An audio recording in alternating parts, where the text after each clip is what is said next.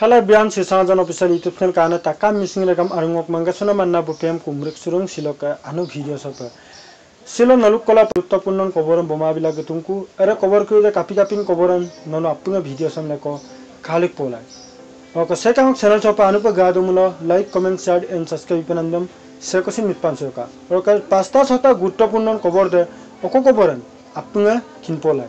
Ek number ka orumudoy asani Pala dungai maheputi mahor 10 tarikhe oka supak ot pare takamu dok akem kal lapayem do patadung kapil lapayem lapakonam karondo okon to jet oro gutte toktokridom kankano pa Dr. Himanta Biswa Sharma sar bilwa bilale tak adembulum sin nolum kankan pa kinmonam laganga siloka video som modung oro ka aru moluka Assam Police exam Adilokka Aramboyan are Dungnam Bernam Agar Tarungam Oko Tarik Doka Germayan Oko Marokka Stadian Apuram Silonol Metu Jet Adamsin Lankandia Nol video Samagodolopa Comment Laguto Aru Moluka Ration card Aru Ration card Dok Supak Pre-Ake Ration card Kamana Dung Aru Ration card Supako Mokunam Agar Tarungam Gardung Aru Supak Atti Lakko Atti Hazarko Supak Ration card Damako Anupamoyan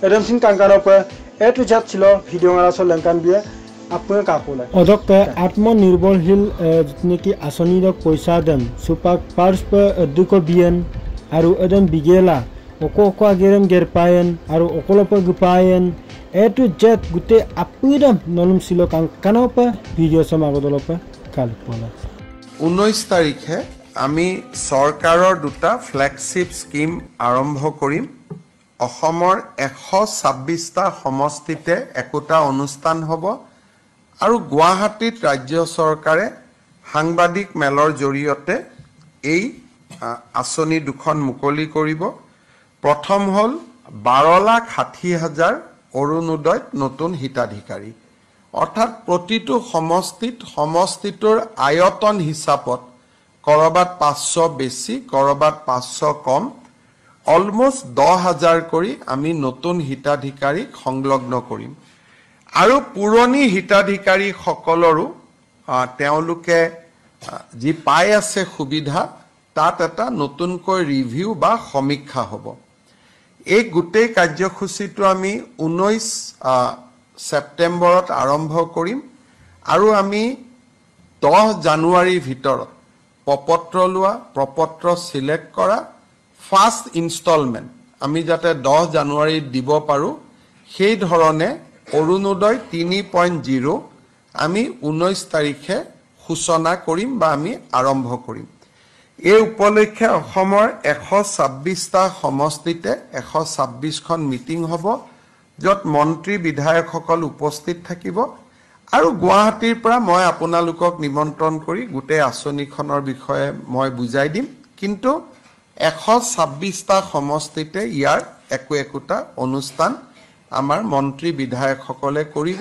আৰু আমি এই অনুষ্ঠানত যোগ দিবলৈ বিৰোধী পক্ষৰ বিধায়ক সংসদসকলকো আমি আমন্ত্ৰণ জনাম দ্বিতীয়তে আমি অহা 19 তাৰিখৰ পৰা 17 লাখ নতুন লোকক আমি ৰেশন কাৰ্ড দিম কাৰণ এইবাৰ অৰুণোদয় পাবৰ কাৰণে ৰেশন কাৰ্ড অতিকে জৰুৰী ৰেশন কাৰ্ড নহলে অৰুণোদয় নাপাব গতিকে বহুত ব্যক্তিয়ে হয়তো ভাবিব মই দুখীয়া মই অৰুণোদয় পাব লাগে ৰেশন কাৰ্ডখন নোপোৱাৰ কাৰণে তেওঁ অৰুণোদয় নাপাব সেই কাৰণে আমি 17 লাখ পৰিয়ালক 17 লাখ ব্যক্তিক আমি নতুনকৈ ৰেশন কাৰ্ড দিবৰ কাৰণে সিদ্ধান্ত লৈছো এই আঁচনিখনো আমি 19 তাৰিখে আৰম্ভ কৰিম অৰ্থাৎ যি মিটিং হ'ব অৰুণোদয় আৰু ৰেশন কাৰ্ডৰ কাৰণে জুটিয়া মিটিং হ'ব পৰীক্ষাৰ জৰিয়তে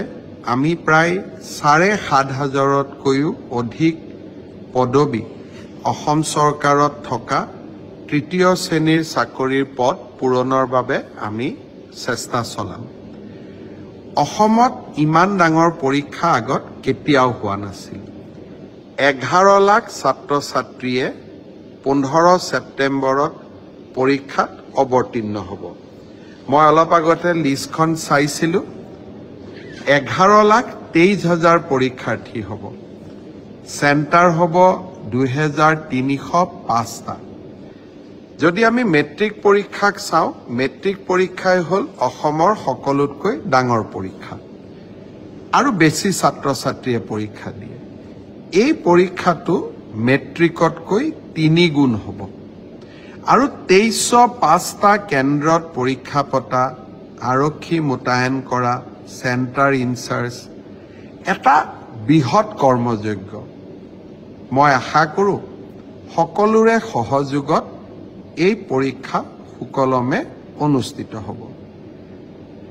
কোৱাৰ প্ৰয়োজন নাই, কিন্তু তথাপিতো আকৌ এবাৰ কৈছোঁ যে আৰক্ষীৰ পৰা চিভিল প্ৰশাসন সকলো সচেষ্ট হৈ থাকিব। কোনো পৰীক্ষাৰ্থীয়ে যাতে কোনো কাৰণতে অসৎ উপায় অৱলম্বন কৰিব নোৱাৰে। মই আকৌ কৈছোঁ, মেৰিটত মই চাকৰি পাইছোঁ ক'ব খুব সহজ, কিন্তু মেধাৰ ভিত্তিত পৰীক্ষা পতা কিমান কঠিন কাম তাক আমি আজি পদে পদে উপলব্ধি কৰোঁ। 2305টা চেণ্টাৰ, 11 লাখ পৰীক্ষাৰ্থী, 11,23,000 পৰীক্ষাৰ্থী, ৰাইজে সহযোগিতা কৰিব যাতে এই পৰীক্ষাটো আমি সুন্দৰ আৰু সুকলমে সমাধান কৰিব পাৰোঁ। আজি আমাৰ ৰাজ্যৰ কেবিনেটৰ বৈঠক আছিল।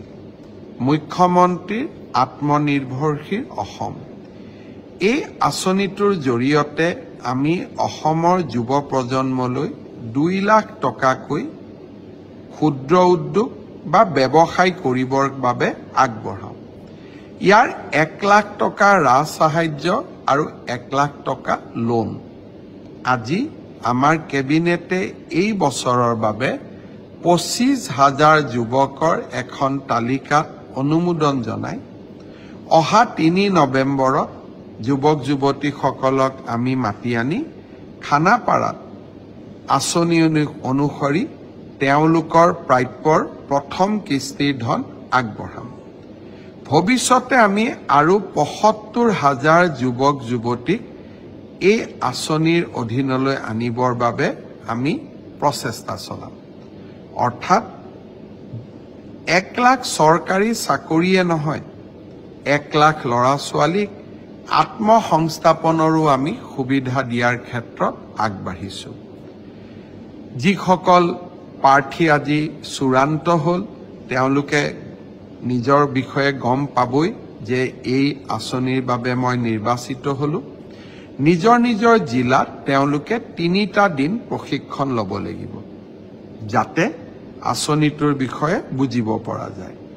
আৰু 3 নৱেম্বৰত আমি খানাপাৰা ভেটেনাৰী খেলপথাৰত মাতি আনি সকলোকে এই ধনৰাশি 25,000 নিৰ্বাচিত যুৱক যুৱতীক এই ধনৰাশি আমি আগবঢ়াম।